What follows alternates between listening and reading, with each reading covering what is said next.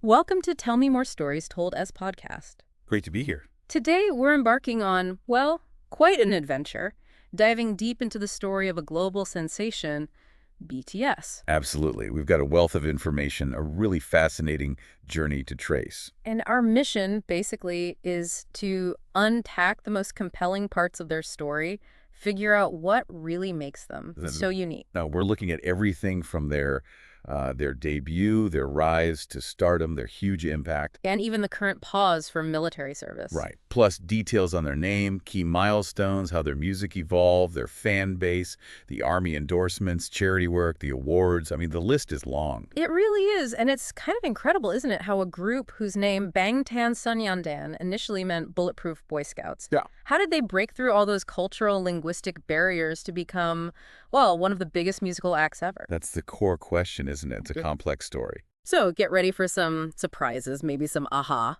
moments. Let's unravel this BTS story together. Where should we start? The beginning, I guess. Makes sense. Let's go back to 2013, their debut under Big Hit Entertainment.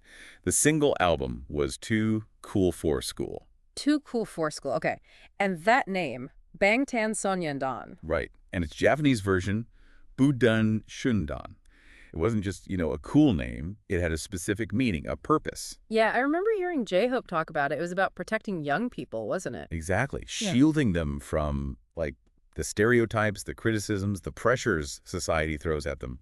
Like bullets, essentially. So bulletproof, it was a statement right from the get-go, standing up for their generation. Pretty much. Yeah. But what's interesting is how that idea evolved. Yeah. Fast forward to 2017. The rebranding. Yeah.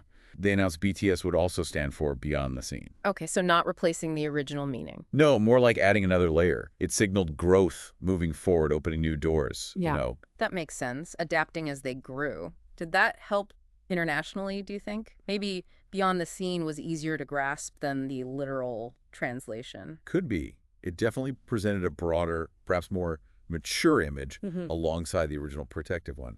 It shows real adaptability. It does. So they had the name, the concept. Yeah. What about the music early on? Well, things moved fast. 2014, just a year later, they dropped their first full studio albums. Both Korean and Japanese. Yep. Dark and Wild in Korean and Wake okay. Up in Japanese. These really started to establish their sound. Which was quite hip-hop focused initially, right? Definitely strong hip-hop roots, yeah.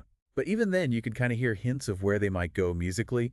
The potential for diversity was there. Okay, and then 2016, Wings. That felt like a big moment. Oh, absolutely huge. Wings was their first album to sell 1 million copies in South Korea. 1 million copies, wow. Yeah, that's a major milestone. It showed their fan base was exploding and the connection was deepening. Musically, it got more complex, too.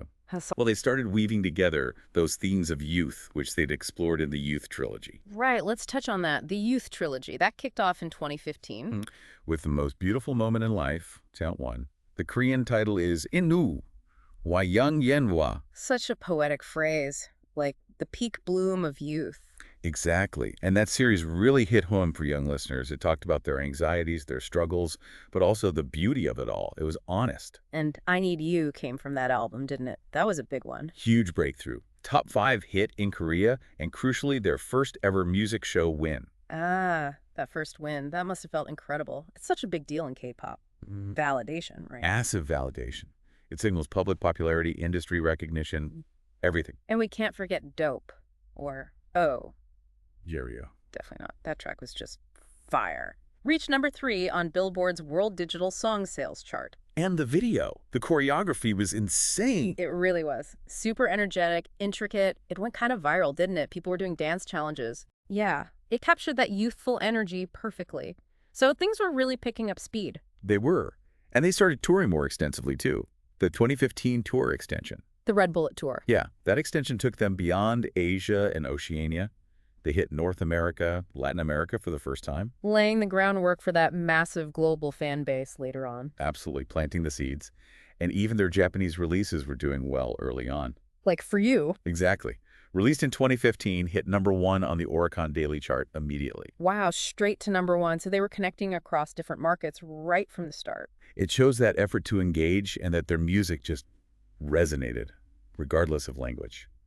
Okay, so jump forward a bit. All that groundwork, it really paid off. 2017 feels like the year things properly exploded globally. Yeah. leading the Korean wave into the U.S. It really felt like a shift, yeah. They got their first RIA Gold certification. For Mic Drop. Yep. First Korean group to do that. A huge deal in the U.S. market. And then 2018, Love Yourself. Tear. History made. First South Korean act ever to top the Billboard 200 albums chart. Landmark stuff. And they didn't slow down, did they? The pace of those #1 albums was unbelievable. 4 U.S. #1 albums between 2018 and 2020. Huh. The fastest run since the Beatles. The Beatles, that's just legendary company to be in. It really is. And Love Yourself.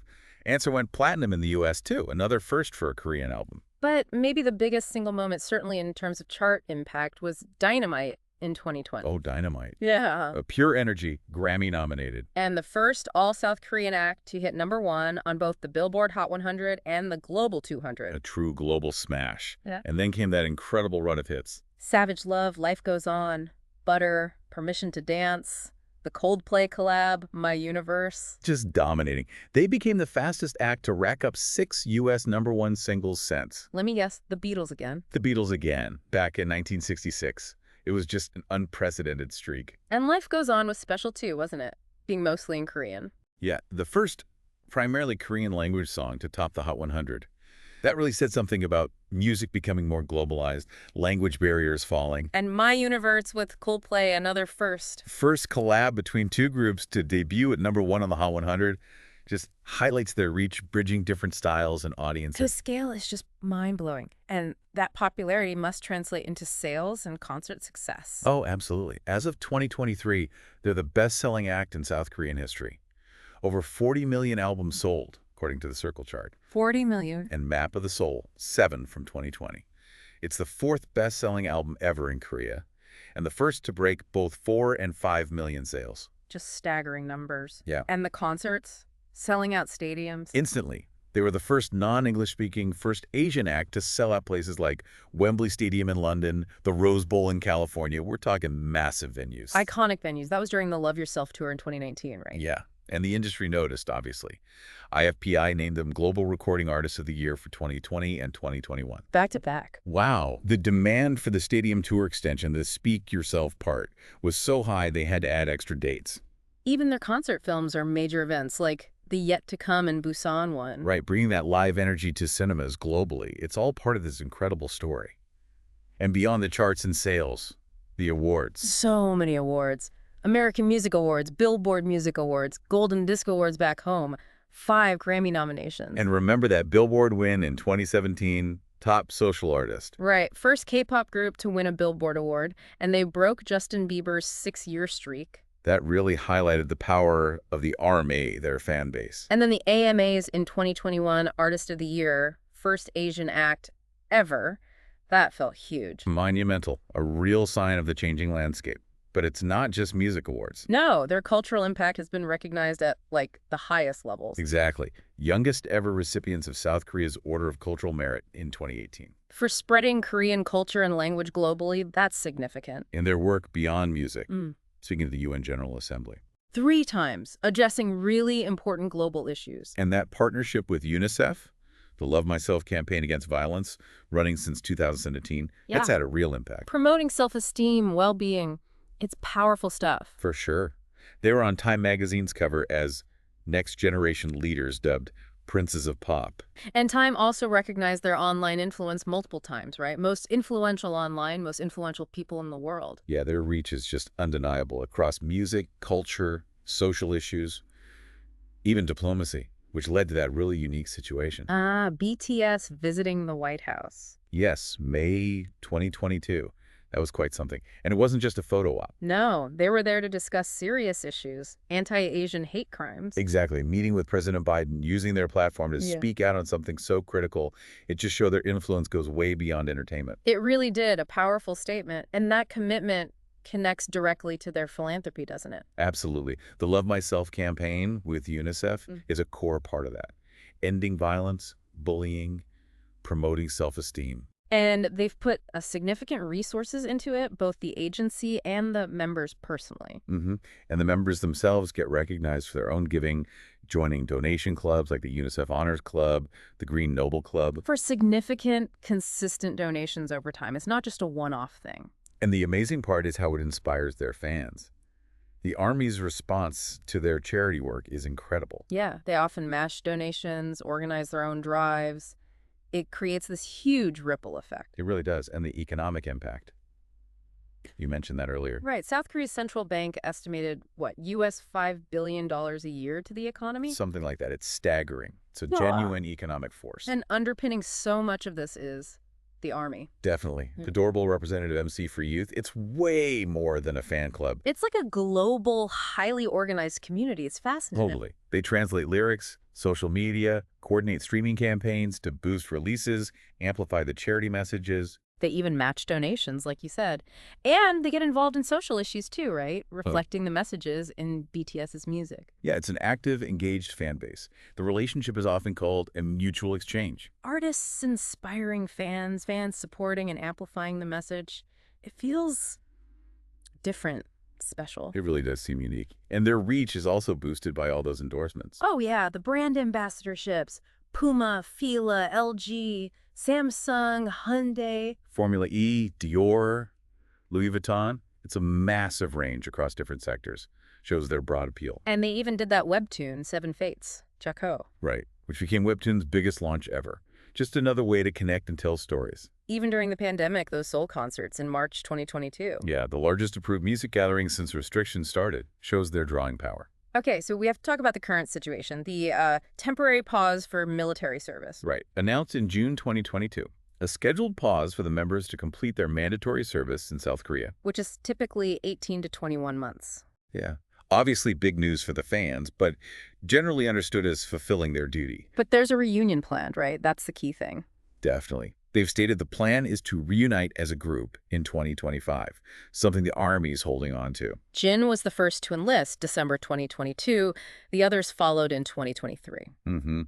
And crucially, all 7 members renewed their contracts with HYBE. That was big news, solidifying that commitment to future projects together, starting from 2025. And we're already seeing the first steps towards that reunion.